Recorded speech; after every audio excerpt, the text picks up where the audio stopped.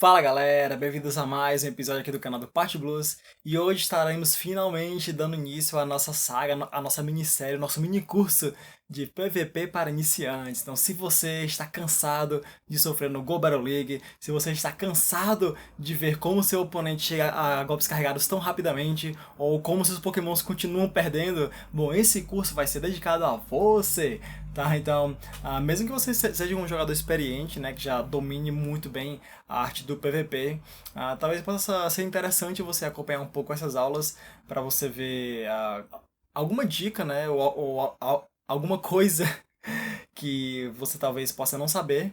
Eu confesso que ao preparar essas aulas eu acabei revisando e aprendendo muitas coisas, então estou aqui para trazer esse conteúdo para vocês, tá bom? Então, eu sou o professor Pat Blues e vamos dar início aqui à nossa aula.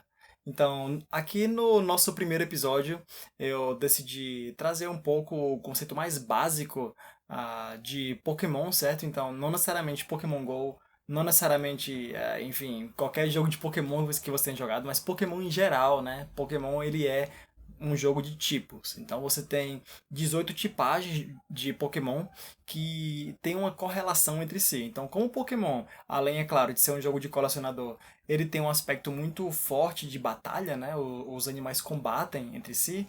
A gente tem que masterizar um conceito muito importante, que é como esses tipos se relacionam. Então, a relação entre os tipos ela pode ser de três tipos. Ou ela pode ser de super efetividade, que é quando um tipo ele causa um dano maior a um determinado tipo. Essa relação pode ser de neutralidade, quando um tipo não tem nenhum tipo de relação direta com o outro tipo. Então, os golpes eles não têm nenhum tipo de resistência ou fraqueza, ou super efetividade, desculpa. E por fim, nós temos a terceira relação, que é a de resistência, que é quando um tipo ele tem resistência a outro. Então o que acontece? Ele recebe menos dano de ataques vindo daquele tipo, tá? Então, aí abaixo eu coloquei uma pequena tabelinha, certo? Eu cortei ela um pouco porque, enfim, ela é uma tabela de 18 por 18, tá? Então, para caber aí no vídeo, eu coloquei só 6 tipos aí nessa primeira coluna, para a gente poder trabalhar um pouco melhor, certo? Só a título de exemplo mesmo. Então vocês veem aí que na primeira linha nós temos todos os 18 tipos, tá?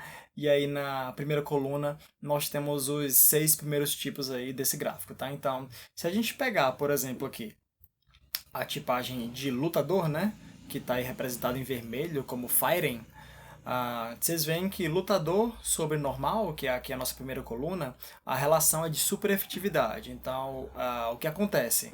O dano que aquele Pokémon lutador vai causar a um Pokémon normal, quando estiver utilizando um golpe lutador, o dano vai ter um aumento de 60% no seu golpe, tá? Então, a gente vai ver mais na frente como é que isso entra numa pequena formulazinha que vai ser o cálculo de dano, certo? Tipo, não é tão simples assim, mas o fato de o Pokémon lutador tá dando um golpe super efetivo no Pokémon normal vai fazer com que aquele golpe ele tenha um aumento de 60% no dano, certo? Então, se a gente for seguindo mais adiante, vocês veem que a relação lutador contra lutador é uma relação neutra. Então, você não tem multiplicador, o multiplicador é 1, certo? Então você não tem nenhum tipo de bônus atribuído a esse tipo de relação, certo? Só que quando a gente passa logo para a terceira coluna, a gente vai ver os tipos voador, né, no caso aí Flying. Então vocês veem que a relação, o quadradinho já é vermelho, ou seja, ele é 0.625. Isso quer dizer que os golpes lutadores vão estar sendo resistidos pelos pokémons voadores, certo? E essa resistência vai ser basicamente um decréscimo, né? Um decréscimo em cerca de 40% aí no dano. Então você vai estar causando 40% menos dano num Pokémon voador, certo?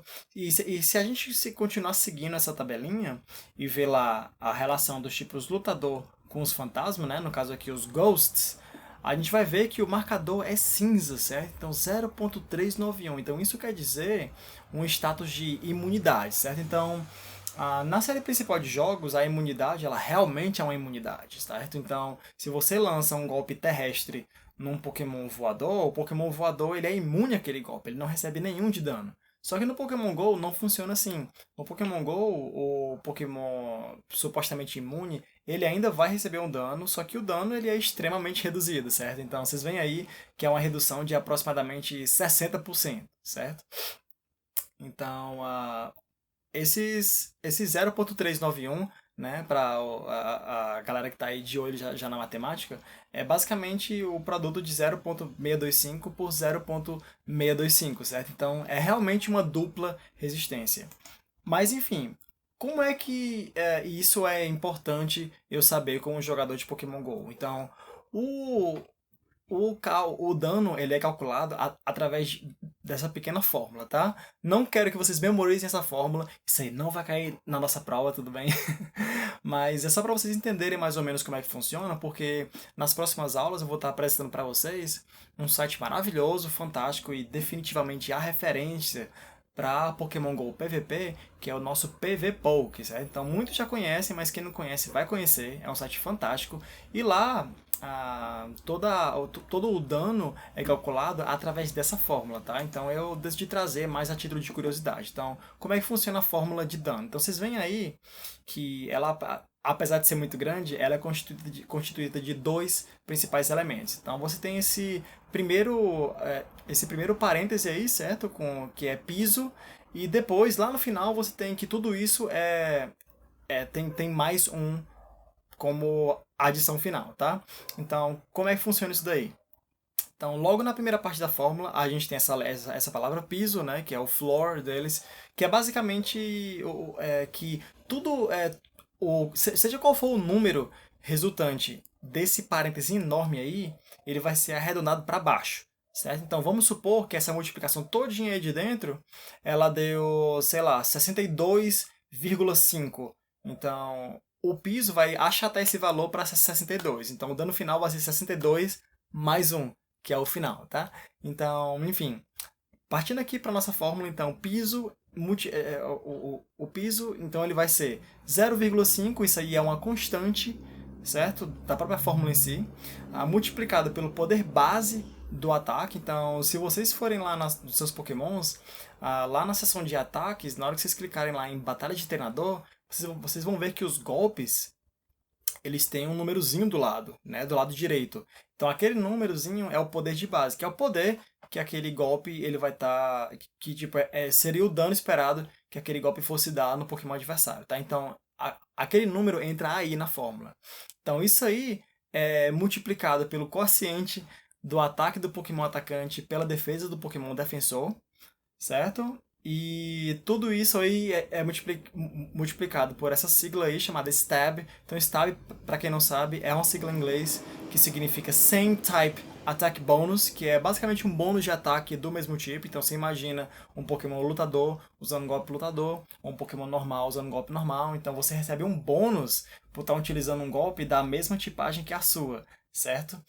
Isso aí multiplicado pela efetividade, né, que é aqui onde a questão das tipagens entra. Então as tipagens, gente, é algo que vocês precisam masterizar sei lá, de qualquer forma que vocês puderem, tá? Porque você ter um multiplicador alto aqui vai conferir um grande dano. Então se vocês veem aí, se você for multiplicar por 1,6, né, que é o valor que estava lá anteriormente, vocês vão ver que a gente vai ter um aumento aí no poder, né, no golpe final, no dano que aquele golpe vai causar. E em contrapartida, se você tivesse aí um multiplicador de 0,625 ou 0,391, você teria, no caso, uma redução desse dano final. Então, é super importante que vocês masterizem a relação entre os tipos para vocês maximizarem o máximo possível esse dano. E aqui, como eu já tinha mencionado, no final de tudo isso você tem a soma de mais um. Então esse mais um existe para evitar que o dano seja zero, certo? Então vamos supor aqui que na pior situação possível, toda essa galera aí que está dentro desse parêntese acabou que deu zero, por algum motivo. Vamos supor, a multiplicação de tudo deu zero. Então, se isso fosse realmente acontecer, o dano que o Pokémon iria receber seria zero. Só que aí, mais como artifício de programação mesmo, eles adicionaram esse mais um para que você pudesse ter a garantia que qualquer golpe fosse pelo menos causar 1 de dano no Pokémon adversário, tá bom? Mas enfim, como é que isso é aplicado realmente numa situação real? Então, eu trouxe aqui um pequeno exemplo, tá? Então, vamos supor que um Venossauro de level 30 com 100% de IVs, né? Então, aquele 100%, ele tá lançando um raio solar contra um Vaporeon, certo? Também level 30 com 100% de IVs. Então, quanto de dano o Vaporeon, ele em teoria, ele iria receber? Então, se a gente for passar para nossos dados, vamos lá. O poder de base do raio solar é 180, o ataque do Venossauro é 155,8, então esse dado aqui já é uma outra fórmula, tá? Mas assim, só para vocês saberem, é uma fórmula que envolve os status base de ataque do Venossauro multiplicado aí pelo level e pelos IVs, tá? Então essa multiplicação toda deu esse 155,8. Então, a defesa do Vaporeon é 128,7, mesma coisa, né? Status base de defesa do Vaporeon, multiplicado pelo level e multiplicado pelos IVs, dá esse número aí. Então, o Stab, que é o bônus lá, ele é uma constante, certo? Então, se você utilizar um ataque do mesmo tipo que você recebe uma adição de 30% no seu dano, certo? Então, é por isso que o multiplicador aqui vai ser 1.3. E a efetividade, não é que no caso raio solar no Vaporeon, grama é super efetivo em água. Então, como a relação de super efetividade, vai ser 1.6, que a gente também viu lá em cima, tá? Então, se a gente for jogar isso aí tudo na fórmula, vocês vão ver aí, ó, o piso é 0,5, que é aquela constante, multiplicado pelo poder base, que vai ser 180, né? Poder base do raio solar, multiplicado pelo coeficiente do ataque do Venossauro pela defesa do Vaporeon. Então, se vocês pegarem 155,8 e dividirem por 128,7, vocês vão ter um valor que é onde vai estar sendo inserido aqui, tá? O Stab, que é 1,3, e a efetividade, que é o 1,6, que é exatamente o fato de golpe de grama ser super efetivo em Pokémon de água, certo? E isso tudo somado a 1.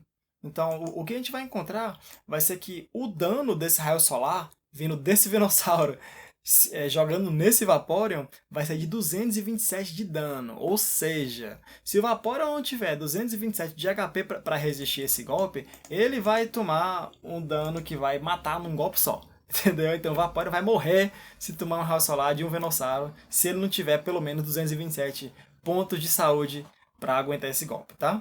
Mais uma vez, não se preocupem muito em masterizar essa fórmula. Eu trouxe mais porque eu imagino que quem está assistindo tenha algum tipo de gosto pela matemática, né? Tipo, eu tenho que tentar agradar ao máximo de pessoas possível. Mas, basicamente, a fórmula de dano por trás da fórmula é essa, tá? Mas, enfim, agora partindo realmente para outros casos mais aplicados que realmente importam, né? Então, como funciona a questão de fraquezas e resistências em Pokémons que têm dupla tipagem, certo? Então, como vocês sabem muito bem, infelizmente, nós não temos simplesmente Pokémons de fogo, ou só de água, ou só de grama. Nós temos Pokémons com dupla tipagem. Nós temos Pokémons grama voador, nós temos Pokémons terra, aço, nós temos Pokémon de fogo, sei lá, fogo voador, entendeu? Então, acho que o grande desafio quando você está masterizando essa parte das relações entre os tipos é você tomar em consideração como esses tipos, né, como esses Pokémons com dupla tipagem, eles vão estar interagindo, né, como essas duplas tipagens vão estar interagindo a um determinado golpe. Então, como é que os multiplicadores eles funcionam? Então, mais uma vez, se um Pokémon tem uma resistência, o multiplicador é 0,625. Então, se o Pokémon tem duas resistências àquele golpe, é 0,625 vezes 0,625, que dá um total de 0,39. Então, é um status de imunidade. Então, uma dupla resistência é a mesma coisa de uma imunidade. Agora, claro, caso o Pokémon ele tenha uma tripla resistência, então vocês vão ver que o Pokémon não vai tomar dano quase nenhum. Então, um exemplo muito clássico disso é, por exemplo, um Garchomp, que é um Pokémon de terra dragão, tomar um golpe elétrico. Então, o golpe elétrico vai ser resistido pela parte dragão e vai ser imune pela parte de terra. Então, um Garchomp não vai receber quase nenhum de dano de um golpe elétrico, tá? Então, inclusive é por isso que se utilizava, que estava se promovendo muito o uso de Garchomp para bater em raids de Raikou, tá? Mas só uma curiosidade. Então, dupla fraqueza, ela funciona exatamente da forma oposta, tá? Então, se um Pokémon ele é duplamente fraco a um golpe, como por exemplo, um Altaria tomando um golpe de gelo, então a parte dragão da Altaria é fraco a gelo e a parte voadora também. Então, ela vai estar tomando 1,6 vezes 1,6, que vai dar 2,56. Então, ela vai receber um dano extraordinário. Para quem já tomou um golpe de gelo na Altaria, sabe que não é divertido. Mata que se você tiver com a vida cheia, gente. Não é legal. Então, se vocês conseguirem acumular o máximo possível o seu dano, né? No caso aí de explorando uma dupla fraqueza, o façam porque isso é super importante. E é claro, né, a neutralidade, né, o nosso multiplicador 1, ela também pode acontecer quando uma fraqueza e uma resistência elas se encontram. Então vamos supor aqui um exemplo, certo? O Ludicolo é um Pokémon água-grama. Então, pela parte água, ele vai ser fraco à eletricidade, mas pela parte grama, ele vai ser resistente à eletricidade. Então, 1,6 multiplicado por 0,39, aliás, 0,625, né? No caso, esses dois fatores, eles acabam se neutralizando, tá? Então, vocês podem fazer aí essa multiplicação que vai dar 1. Então, o Ludicolo, ele vai estar recebendo dano neutro de golpes elétricos, certo? Então, ele não vai nem resistir e nem tomar golpe super efetivo. Ele vai tomar dano neutro porque cada uma das partes, uma resiste e a outra é fraca, tá? Então, só mesmo para vocês saberem. E aqui trouxe um pequeno quiz, né, de situações reais que podem acontecer na Grande Liga para vocês se ligarem. Obviamente, não vai dar pra gente fazer quiz de tudo que existe, porque enfim, são muitas variáveis, mas aqui são alguns pequenos exemplos mais para vocês testarem, inclusive, como está o nível de vocês em relação a masterizar essas tipagens, tá? Então, vamos lá. Nossa primeira perguntinha. Melmetal tem acesso a golpes de deslize de pedras, que é um golpe de rocha, e relâmpago, que é um golpe elétrico. Então, se ele tiver numa batalha contra uma Altaria, qual seria o melhor golpe a ser utilizado? Então, a Altaria, vocês lembram que é um Pokémon dragão voador. Então, o golpe elétrico de relâmpago seria resistido pela parte voadora, mas seria fraco pela... seria resistido pela parte dragão, mas fraco pela parte voadora. Então, resistência com fraqueza, neutralidade. Só que em contrapartida, deslize de rochas é um golpe super efetivo em Pokémon voador e não é resistido pelo dragão. Então, se você estiver nessa situação, lance deslize de rochas na Altaria, que, mais uma vez, maximizar o dano e procure aquela super efetividade, tá? No nosso segundo exemplo aí, Megane com Planta Mortal e Terremoto, se ela tiver numa luta contra um Tropius. Então, Tropius é um Pokémon voador, grama. Então, a Planta Mortal, ela vai estar sendo resistida pela parte de grama do Tropius e vai ser resistida pela parte voadora do Tropius. Então, Megane não está numa situação muito boa, porque Terremoto não é a melhor opção, tá, gente? Porque Terremoto vai ser imune pela parte voadora do Tropius, então dupla resistência, e vai estar sendo resistido pela parte grama do Tropius. Então, vejam só, Planta Mortal, Terremoto. Então, se você estiver nessa situação, lance Planta Mortal, porque é o melhor golpe a se utilizar contra o Tropius nessa situação, tá? Agora, claro, contra um Charizard. Bom, Charizard é um Pokémon parte voador, parte fogo. Então, qual seria o melhor golpe para a Megane jogar? Então, vamos lá. Mais uma vez a brincadeira, hein? Planta Mortal, resistida por fogo, resistida por voador. Terremoto, imune pela parte voador do Charizard, certo? Só que, ao mesmo tempo, a parte fogo do Charizard é fraca a golpe de terra. Então, uma fraqueza se anula com uma resistência. Então, acaba que Terremoto só é simplesmente resistido por 1, certo? Pelo Charizard. Em contrapartida, a Planta Mortal seria resistida por 2. Então, Megane contra Charizard, lance Terremoto, que por mais que seja um golpe resistido, ainda assim é melhor do que a Planta Mortal, tá? Próximo exemplo aqui, nosso Azumarill com raio de gelo e jogo duro, certo? Raio de gelo, golpe de gelo, jogo duro, golpe fada. Então, qual é o melhor golpe a se utilizar contra o Marowak e a Alola? Então, se você tá com o seu Azumarill e você tá com o Azumarill sem jato d'água, você se vê muito nesse tipo de situação. Então, qual é o melhor golpe para se jogar? Então, bom, os dois golpes seriam resistidos, porque Marowak resiste ao raio de gelo por ser parte fogo e também resiste ao jogo duro por ser parte fogo, né? Então, você não tem nenhum golpe super efetivo para lançar no Marowak e Alola. Só que nesse caso aqui, Vocês lembram que a gente também tem um outro conceito lá da nossa fórmula, que é o stab. Então, um golpe de mesma tipagem vai causar mais dano do que um golpe que você não tenha aquele tipo. Então, como o Azumarill ele é água fada, então é melhor vocês lançarem um jogo duro, porque vocês recebem um bônus de stab, né? Vocês recebem um bônus por estarem usando um golpe do mesmo tipo, do que vocês teriam usando um golpe de gelo, que também vai ser resistido, mas vai causar menos dano ao Marowak Alola, tá? Nosso próximo exemplo, um Raichu de Alola, dessa vez, se encontrou com Swampert, e você tinha no seu repertório Psíquico e Soco Trovoada. Então vamos lá. Psíquico, ele dá dano neutro no Swampert, enquanto que Soco Trovoada, apesar do Swampert ser Pokémon de água, ele também é Pokémon de terra, então ele vai estar sendo resistente aos golpes elétricos, sabe? Já vi muita gente usar Soco Trovoada no Swampert. Não façam isso, gente. Não usem Soco Trovoada no Swampert, porque o Swampert, vamos lá, ele é fraco à eletricidade pela parte de água, só que ele é imune aos golpes elétricos pela sua parte de terra, certo? Porque então, uma fraqueza combinada com uma resistência, ainda assim sobrou uma resistência. Então o Swampert vai estar resistindo esses golpes de soco trovoada, tá? E nosso último exemplo aqui, que é mais uma curiosidade que eu quis trazer, certo? Sableye e Spiritomb, eles são, acredito que os únicos Pokémons com a combinação de tipo Fantasma e Sombrio, certo? Então, essa combinação, até a quinta geração, era uma combinação muito OP, tá? Porque, basicamente, era uma combinação que liberava esses Pokémon de qualquer fraqueza, certo? Se vocês fizerem os cálculos aí, tentarem ver as relações, eles não são fracos a nada. Mas é claro, na sexta geração foi introduzido a tipagem Fada. E Fada causa super efetivo em Pokémons do tipo Sombrio. Então Fada é o único tipo pelo qual essa combinação de tipos acaba sendo fraca, tá? Então, se vocês verem um Sableye e um Spiritomb, e vocês tiverem um golpe de Fada no seu arsenal, lancem, que vai ser a única forma de vocês darem dano super efetivo nesses fantasmas, tá? Mas, bom, era isso que eu queria trazer pra vocês, gente. Desculpa se o vídeo ficou um pouco mais longo do que eu pretendia, tá? Mas numa aula eu não sei como a gente não consegue falar muito, né? Especialmente quando a gente se empolga.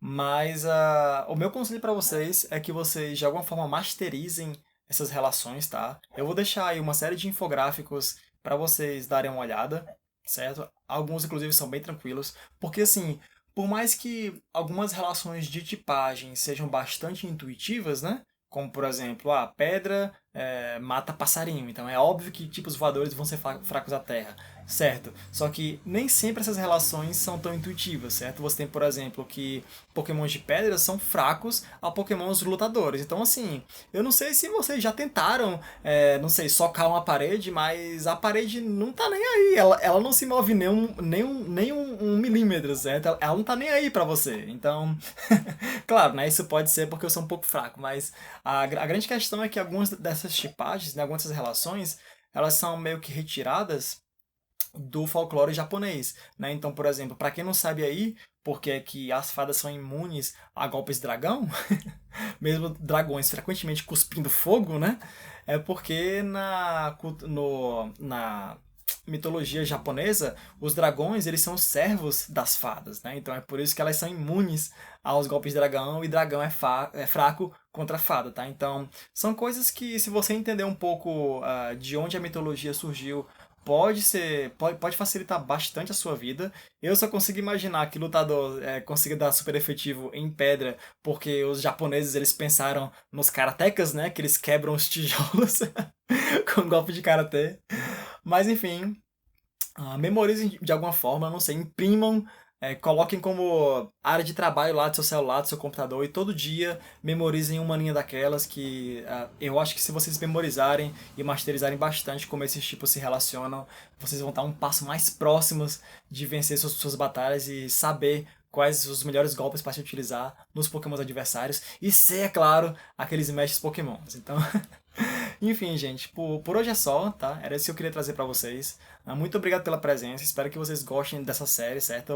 Eu vou dividir em várias aulas e vou tentar trazer pra vocês esse conhecimento, essa bagagem que eu adquiri ao longo de todos esses meses, né? De todos esses anos aí como jogador de PVP. E espero que vocês aprendam alguma coisa e, enfim. Por hoje é só, gente. Classe dispensada!